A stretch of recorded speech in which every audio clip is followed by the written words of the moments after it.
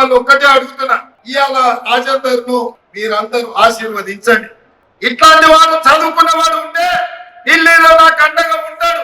Parliament లో కొట్లాడాలి.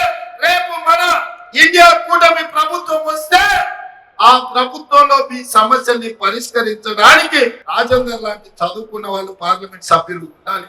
నేను మీ వెలిచాల రాజేందర్ రావును, కరీంనగర్ కాంగ్రెస్ పార్లమెంట్ అభ్యర్థిని.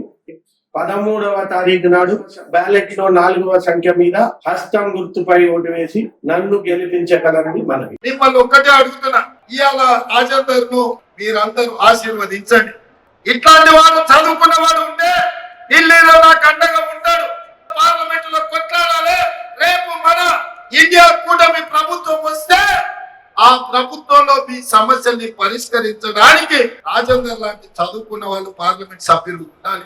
నేను మీ వెలిచాల రాజేందర్ రావును, కరీంనగర్ కాంగ్రెస్ పార్లమెంట్ అభ్యర్థిని. 13వ తారీఖు నాడు బ్యాలెట్ లో 4వ సంఖ్య మీద హస్తం గుర్తుపై ఓటు వేసి నన్ను గెలిపించగలరని మనవి.